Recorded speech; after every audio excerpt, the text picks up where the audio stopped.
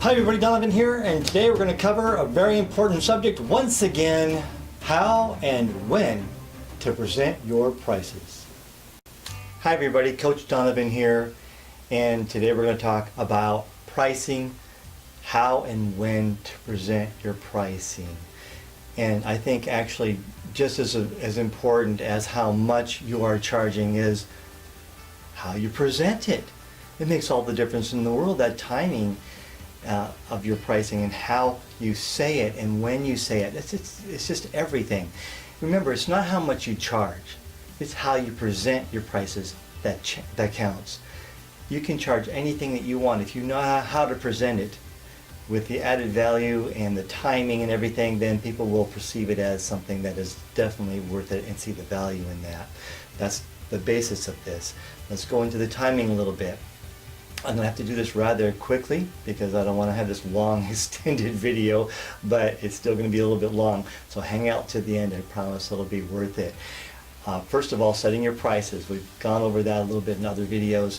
I'm not going to go over that a whole lot, but you need to have your prices at a point where you're going to be making a profit. And that's one of the hardest things for most photographers is, oh gee, if I charge enough, or too much, nobody will come in. And really it's enough. And nobody will come in because I'm so expensive. And if I don't charge enough, I won't make a profit.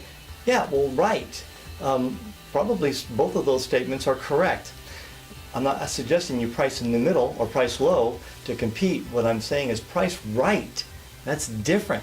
You need to have a profit. Your clients need to see you and respect you for who you are. And they do that when your prices are at a certain level. And you'll drive certain people away, and you'll be thankful that you did once you set your prices. But you'll also attract a whole nother group of people out there who are looking for the very best. They don't want something cheap and dirty and quick and fast. They want something done right, and they want the value to be there. It's not about money, it's about that value. They've got to be able to perceive that value for themselves. So once you set your prices, now you're going to have to do the scary part. You're going to have to tell people about them, right? So, oh wow, it's so scary, what do I do? And I wonder if they hate me.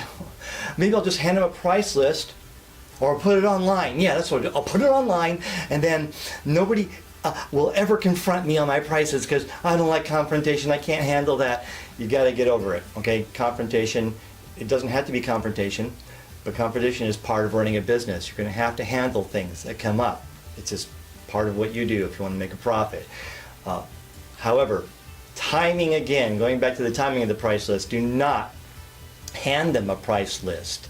Don't just hand it over to them. Don't put it online. I highly recommend, please don't do that. That is not the way that you work this business. It's not the best way to sell your art. We're going to go over the best way to do that and the timing. First of all, I'm sorry, I'm jumping around a little bit here. This is a very, very broad, or there's a lot of things to cover here, so I'm going to try to cover it in the most concise manner that I can. Remember, I am ADD, so I'm right-brainer, I'm out there, so if you can follow this, you're probably ADD as well. Once you've got your prices set, you'll want to present them to your clients during the middle of a presentation. Not the beginning or the end. Okay, it's called the ABA method. One of my students called it the poop sandwich because you've got the yummy fun stuff here on one side, the prices in the middle, and then the yummy fun stuff on the other side. That's the whole concept of presenting prices. Is you start with it, benefits at the beginning. You're talking to them about what they can plan on expecting from you and all the wonderful things that they can gain from a portrait created by you, and this is what the investment's going to be, and then these are the fun things we're going to do afterwards. Now see, that didn't that sound kind of nice, actually, just saying it or listening to that just now? That's how you present your prices. You talk about all of the wonderful things that you're going to be doing. You ask the client's question during the planning session. Now, by the way, this has to be done in person. Okay, this just forget the online stuff. That's great for so many things, but it does not work for sales, because if you're not meeting people in person, you're not selling. And if you're not selling, you're just an order taker, and you're not going to be making a profit. Okay, I don't know anyone in this business genuinely making a profit, supporting a family, saving for retirement, that simply takes orders online. If you're out there please email me. I want to know about it and we'll interview you. You want to talk to the client in person, invite them into your studio, give them a ballpark. If you need to get them into the studio with a ballpark, do that. One of the things is you need to be proud of your prices. When you look in the mirror, rehearse your pricing. Know it, memorize it, because you're not looking at a price list either, remember? So you've got it memorized. You know what your prices are. Look in the mirror and tell yourself, I'm worth it. This is awesome. In fact, if you've seen my prices, I think that some clients will think that it's a lot. Honestly, I feel I'm worth double that. So I'm charging half of what I really would like to charge, and probably twice what my clients think they want to pay, at least. That's the irony of pricing. It's never cheap enough, really, it seems. It's always going to be too much. So if someone says to you, that's a lot. Why are you so expensive? Don't shrivel up and die and go, I better drop my prices and get really, you say, here, you just have it for free, because I have probably hurt your feelings by having high prices. You gotta get over that. We as artists are very sensitive, and I'm not saying to be super thick-skinned, but you do need to have a business side of you that understands that you need to make a profit. And you need to be able to convey that to your client in a way that shows that you have class without justifying your pricing. You don't need to really justify your pricing. If you present it with confidence, like everybody does this, this is this much money, like it's just an everyday thing, then people will say, well, gosh, everybody must do that. It must be okay. That's part of it. That's that confidence. It's really, really important. So you'll start off with a client interview where you're asking them questions about themselves, and these questions are really important. You're finding out about them. And the whole idea there is that when you're asking questions, there's a couple of things happening. One is you're finding out a lot about them and what their needs and desires are. Listen to them. You've got one mouth and two ears. You should be listening twice as much as you're talking. Your client is not giving you information that you can use against them, use to your advantage later on. So you're asking very specific questions. The other thing that it does is it gives the client the perception that you really care. And number one, really honestly, you've got to care. You've got to really genuinely feel in your heart that what you're doing for your client is the best thing for them, that you're going to treat them better than anyone else. They can't get it anywhere else, not what you can do. So you listen to the client, you feedback some of that information, you get them excited, you're building rapport and trust, and now that you've got them on your side, you're both on the same side, you're not opposing, you're not like sitting next to, fighting each other. This is something that you're helping them along. You're a consultant. You're going to help them find the very best for what their needs are. And that is your job. So now you're going to make some recommendations to them. Now here's the line that I use when I go from the interview part to the sales part, or presenting my prices, as I say, I can't wait to create your portraits for you. And I say this with a little more excitement in my voice. But before I go on, would it be all right if I gave you an idea what you can plan on investing and plan on expecting from me as your portrait artist? And they always say, yes. Now they get to the part, sometimes if you get real left-brain people, they'll want to know right now, and sometimes I'll skip that, but very, very rarely. I usually kind of hold them off a little bit, keep them at bay. And then I go into more benefits. And as you're presenting prices, always present benefits. So this is something that you can plan on getting, and we're going to do a 27-step process. It's handcrafted, it is archival, and I go through all these, some of the steps with the client, and I say, and we specialize in family portraits created outside, and we also specialize in portraits appropriate for display on the wall. So if that's something that you're interested in, there's not a whole lot of people out there who know how to do it. I'll give you an idea of what they run. Would that be all right? They always say yes. And then I'll do one of two things. I'll either give them specifics depending on the kind of personality that they have. Like this is our $25,000 size, and it's hand done. It is crafted by 3 other artisans who work on every project with me. It's archival. It is, and that's. And by the way, there's one of the secrets right there, is you never end on a number. Don't say, this is our $5,000. That's never end on a number.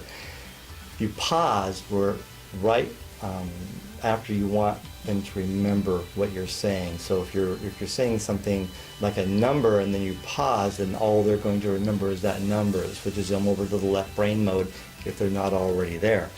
You want to keep them in the right brain side of their head, into the more have fun, enjoy this. This is going to be cool. Oh, I can't wait. Oh, yeah, it's a lot of money. It's what? It's going to be so much fun. That's the whole idea right there. This is going to be fun and worth it. That's that value that we were talking about earlier. Then the next thing I do, if it's in general, is I just give a ballpark. I say we specialize in family portraits, created appropriately for display on the wall, and they start at around 2,000 and go up from there, and they're hand done from by 3 other artisans and master craftsmen, whatever. You just throw something in there to soften the blow, so to speak, of the pricing. And we accept cash and checks. We don't take any credit cards, not a plastic. And I just keep going on. Whatever your some of your left brain stuff is, and I usually have those as my rules or policies as well. And then I'll say, do you have any questions while I'm still on the left side of my head? That's the left brain part. I usually go, well, no, or yeah, how much is that one? If I give a ballpark, they may ask for a specific size, and I'll just tell them that is our blank size, and it is hand done. Again, you never finish on the price. Tell them the investment, and then soften the blow with some of the more of the benefits, how their grandchildren will be enjoying this. It's got a lifespan that is amazing, that will outlast all of us. Whatever the benefits are that you can come up with. I'll always be honest and truthful, of course. So you want it to be, they have to trust you, or they're not going to be spending your money. In fact, it's funny, people are more inclined to spend money or make their investments with someone they trust and pay more for that than they will with someone they don't trust, even though it costs less. So you'll be amazed. People love to buy, but they don't love to be sold. So people will buy things or make that investment because they trust a company to take care of them, or a person in your case. So now I've presented my prices, I've asked them if there's anything else, and I'll say to them, and the psychology is, you're just packing it between 2 wonderful things in the middle. You just have to get that out of the way because they need to know, and they deserve to know too, by the way. That's something I think is really important. I would never just take a blank check from somebody, and I've had it offered to me before. They need to know that the potential investment.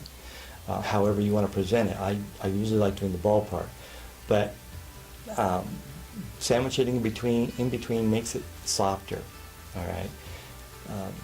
I'll let them know that they don't have to do anything out of the ordinary as far as making an investment. They don't have to prepay if they don't want to, but they can, and in that case they'll receive a discount. But that's not necessary. If that's something that you don't want to do, that's great. Just be casual about it. Be really sincere, casual. It would be best for them because they could save 20%. It's the only discount that I offer, really. And then you're talking about then you go back to the right side of the brain. You show them maybe show them some more images, like I do. I show them some portraits I created outside. I like to show real images up on the wall, framed, rather than just images like you do online. And I always show them in adequate sizes and real sizes, rather than anything in the back of a camera or on a computer. Make it real. And then going back into advantages and how do you see this, and ask those very, very important questions. I do have a video on the portrait planning session. I think if you look it up, you'll find it on my Peace Through Profit website. So once you've settled that in, and once you've gone back and you've taken all the information and you feed some of that information back to them, you set the time and the date for your session. Now, that was kind of a quick one, but I believe that everything is set. You'll understand, hopefully you'll understand how this works. The psychology of it is really, really important. In fact, that's the whole crux of it, is knowing buying motives, knowing what gets people going, knowing what gets them excited, knowing why people buy, not just what they buy. Why do people spend so much money on things that you think are ridiculous, but they don't spend money on you, for instance? I've had so many of my clients come in and not get very much as far as the portraits go, but then they tell me they're taking a trip to Europe, you know, a $25,000 trip. They could have spent that on me and had that forever. It's a matter of priority. Something you'll learn in the psychology of sales is that people buy what they want, not what's practical or necessary, but what they want. So your job as a salesperson is to help them want what you offer more than they want all this other stuff. Okay? Hopefully that helps. If I have any more on this, I'll do it. I might do a really long one here, an hour-long one, because that's about how long my portrait planning sessions take. But for now, that should get you going and get you excited. Go out there, be bold, be courageous in what you're doing. Have that kind of confidence. Present it with your chest out. And just know that people are going to love you because they love your work and they're going to trust you. And it's so important that they trust you. Gain that trust, gain that rapport. I wish you the very best. Take care until next time.